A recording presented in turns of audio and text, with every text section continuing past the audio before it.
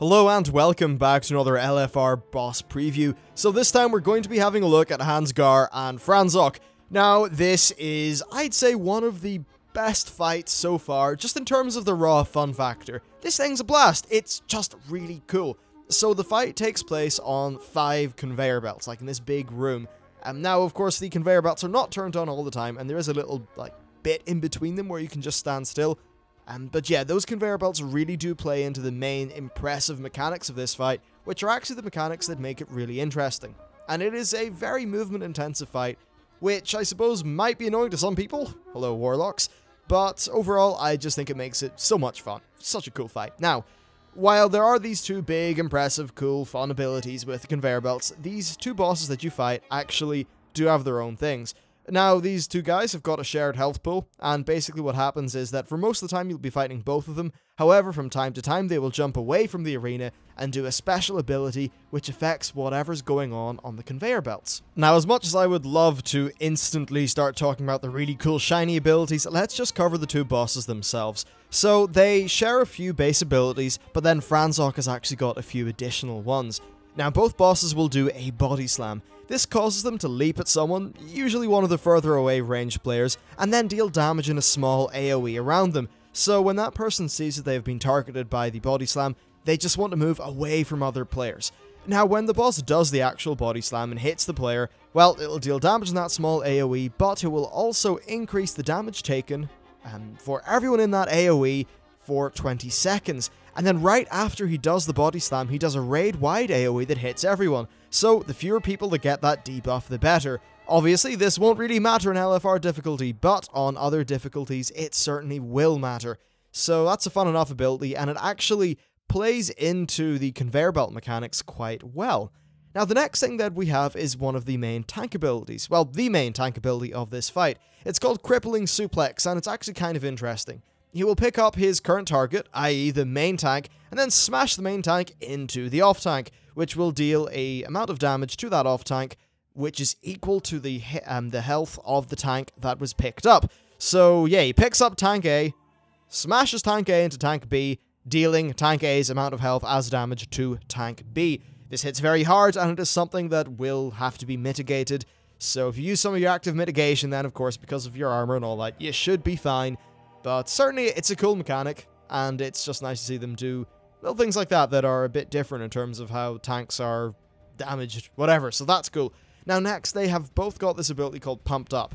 So as you deal damage to these bosses, their rage will increase, and as their rage increases, then they will start to do more of their abilities more often. And basically, the pace of the fight increases over time, and the amount of damage that they do will also increase. So that's what goes on there. Basically, the fight gets a bit more frantic as we move forward. Now finally, there are 2 unique mechanics for Franzok. None of these are particularly crazy though. He does Disrupting Roar. First prize for whoever guesses what that does.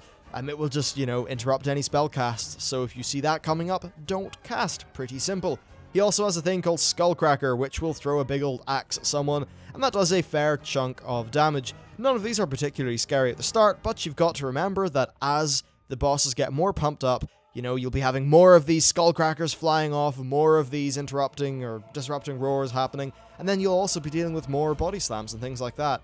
So certainly the fight does get more interesting as we go on. But now that we have covered these rather rudimentary abilities, let's move on to the interesting stuff, the conveyor belts. So, as I said, this fight takes place on 5 conveyor belts, and in between each conveyor belt, there is just a line that does not move, i.e. is, not a part of the conveyor belt.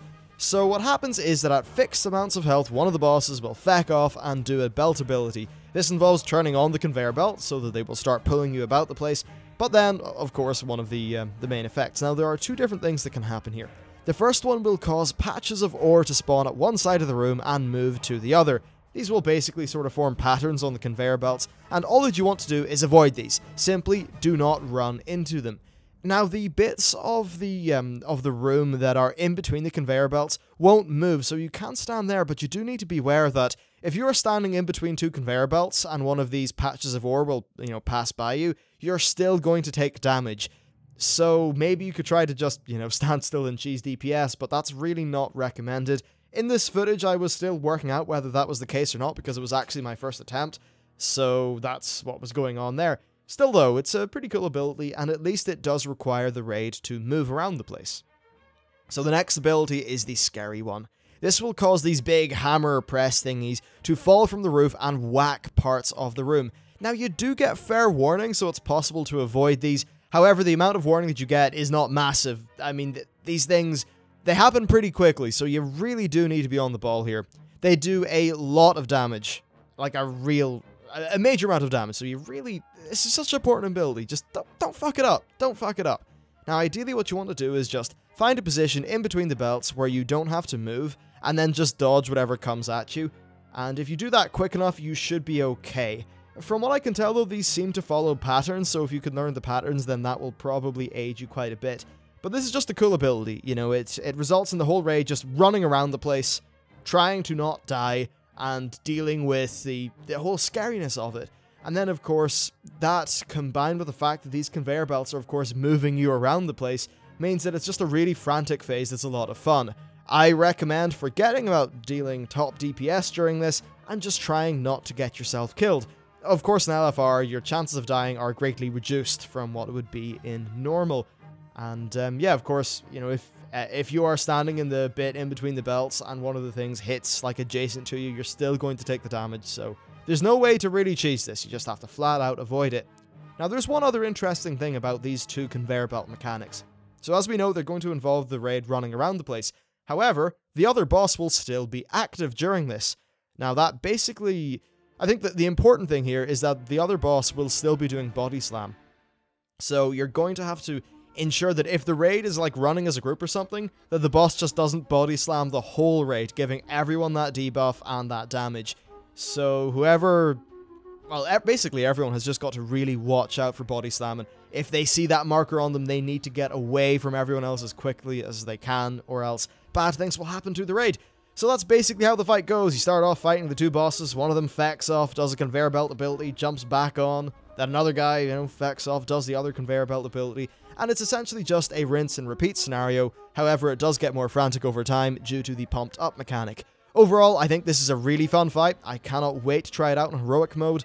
And, hell, even just on LFR, I still found it to be entertaining. So, I'd say good job, Blizzard. Anyway, that's it for this video. Thank you very much for watching, and I'll see you next time.